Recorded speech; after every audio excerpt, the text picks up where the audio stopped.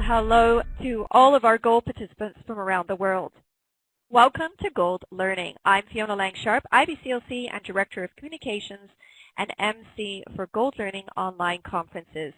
Today, we sit down with Lyndsey Hookway, who is going to be a big part of our Gold Lactation Conference this year. That's right, she is going to be closing us out as our keynote presenter this year. I'm very excited to introduce to you Lyndsey Hookway.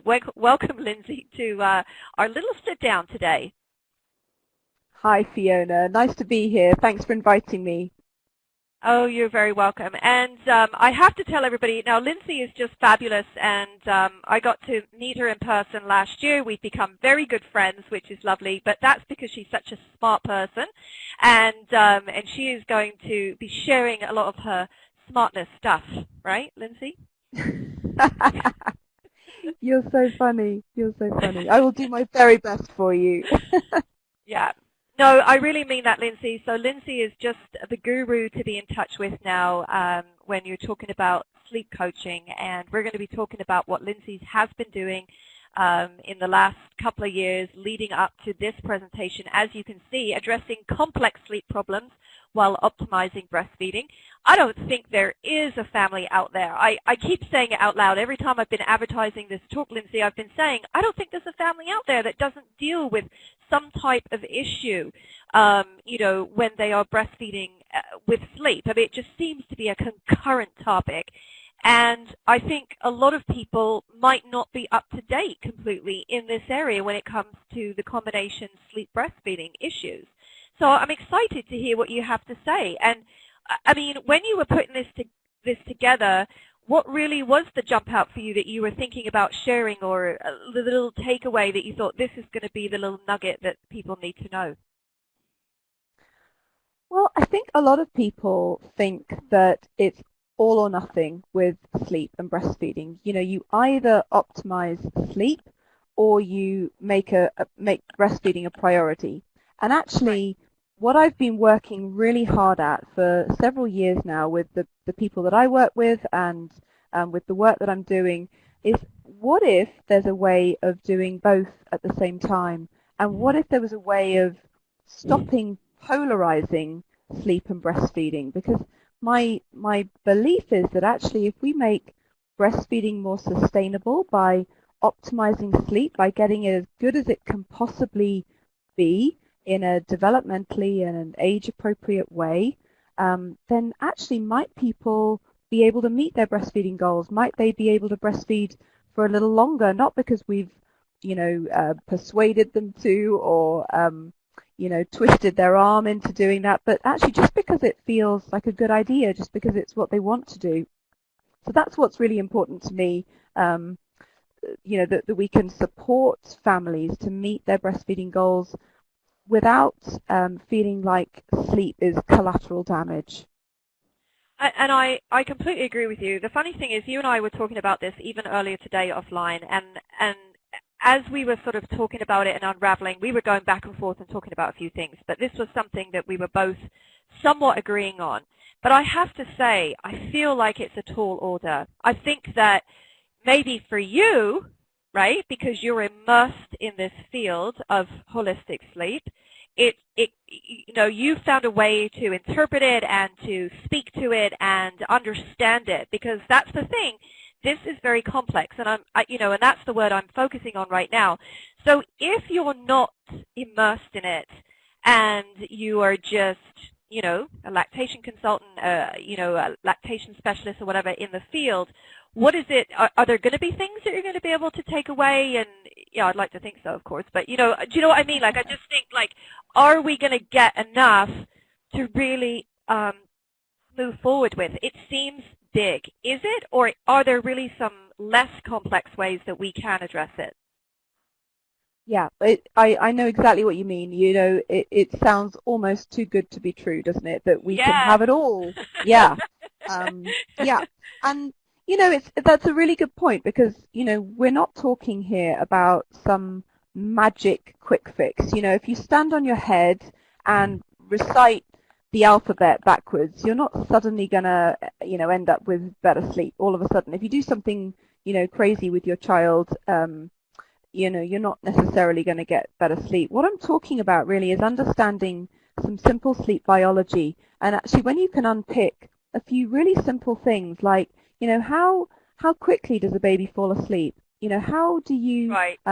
read a baby's signs throughout the day to prevent them from becoming either bored or the opposite, which is, overstimulated and overtired? How do you support parents to be calm and to kind of reflect that calmness and that emotional regulation to their child to optimize their sleep? So that's that kind of stuff. It's the really simple stuff sometimes. So although sometimes sleep can be complicated, often actually the solution to even a complex sleep problem is really just understanding simple sleep biology. And that's what I'm really passionate about, because that's something that's accessible to everybody.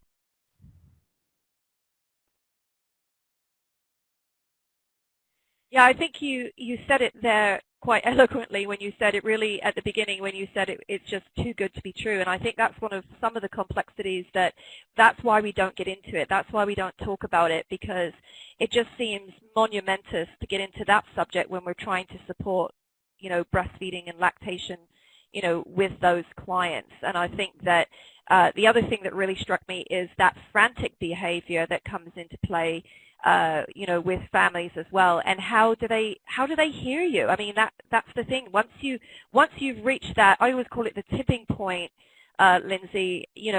How do you get them to hear what you're trying to say? Because it's so much chaos at a lot of the times. So I'm hoping you're going to touch on that a little bit. Are you going to tell me a bit about that, or what's going on there? Yeah, I care a huge amount actually about how parents feel about their parenting. Um, it's not just about simply optimizing breastfeeding and optimizing sleep. It's also about helping parents to feel really confident, feel really empowered, feel like they've got some practical tools in their toolbox. And sometimes when parents are really exhausted and overwhelmed and desperate, sometimes just giving them just a couple of really easy things to think about is really, really helpful for them, because it just calms things down. And then also just hearing them, sometimes just listening and being there and appreciating that parenting is hard, that dealing with sleep deprivation, no matter how normal that is really, really tough. And it's not necessarily something that's made harder by breastfeeding. I think that's the myth that's out there. I think so Yeah. often people think that it's breastfeeding that is making parents tired, and actually we do need to confront that head on, because there are still a lot of myths that are around, that breastfeeding is tiring, or parenting responsively is tiring, or prioritizing attachment and bonding, that's really tiring. But actually, to be honest, I think parenting is just really, really tiring. And hearing that and listening to it and supporting parents in their parenting journey and helping them to feel really confident that they are actually doing an amazing job is a really important thing that we can all do for parents. Yeah, I'm totally stoked about your presentation. Of course, I've seen it, inside scoop to everybody. I have seen it. It looks brilliant. It does not, and it certainly is not simple. It's really going to run, I think, everybody through the course of, and I know it's a synopsis, but I know you're here for 75 minutes, which is really fantastic as well, because you are our closing keynote, as I mentioned at our opening here. And what that means is that, we get tons of content from you, which is fabulous. But it also means that this is a free and open access presentation, Lyndsey, which I know when I first invited you, I was so excited to say that to you, because what it means is that anyone, anywhere can actually get, to come and listen to this, which is really good, because we know that this is a systemic problem in our culture. I know that it's an international issue. There's babies everywhere, Yeah. babies and families everywhere, sleep-deprived parents struggling, making different choices about feeding based on that as well. So I'm just really excited that we'll be able to, present it here with you, Lyndsey. Yeah, I'm excited because, exactly as you say, this is not a problem that is unique to the US or the UK or anywhere else for that matter. No. Babies around the world need to Totally. eat and need to sleep. That's So, right. That's right. and That's a awesome. lot of us do come unglued with this stuff. So, yeah. Yes, indeed. I may have been there as a parent once upon a time. I may have been there. You're in good Um, company. yeah, exactly. All right, let's switch gears a little bit now, Lyndsey, because I promised you a couple of things in chatting with you today. I promised that we would talk about what you've been doing.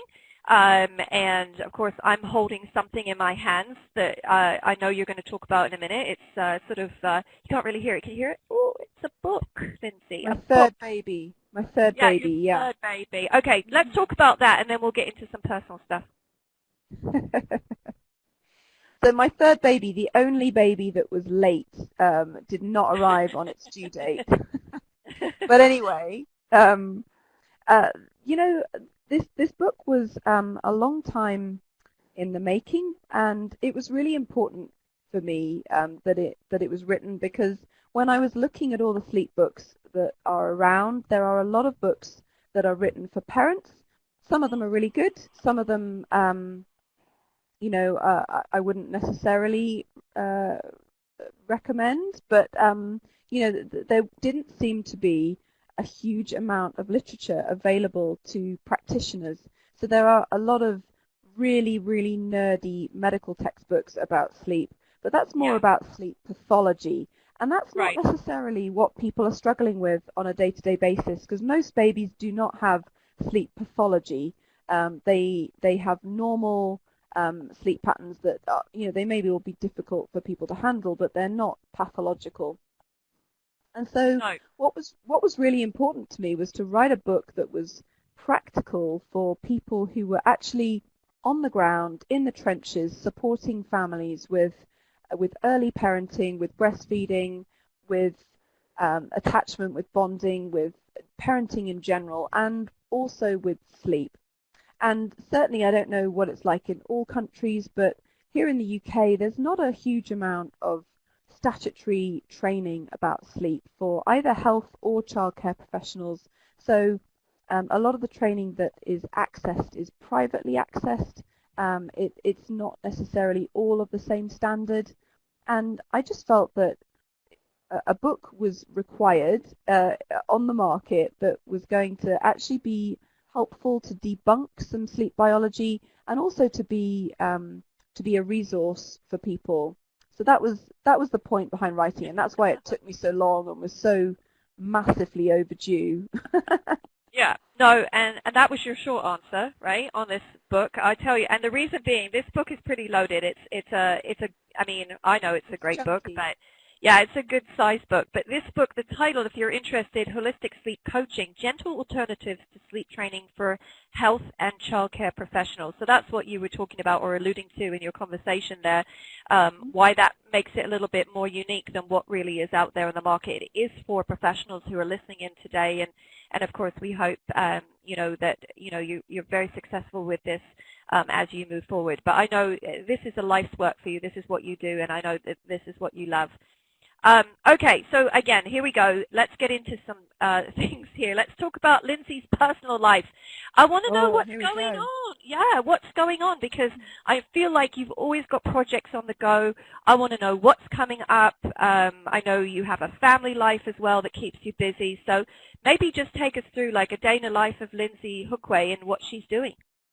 Oh, wow, that's yeah, you really are going personal. Okay, I love it. Okay, so I live in deepest, darkest rural Dartmoor, the southwest of England. So if you kind of imagine England, I'm kind of in the joint of the big toe of England. I'm right down near Cornwall. So if you've watched Poldark or Doc Martin, that's kind of where I am. But I've spent a lot of time in London, and I'm also an ex-military family child, so I've grown up around the world in Southeast Asia, around Europe, and I've spent a lot of time in Kenya as well, in the Rift Valley.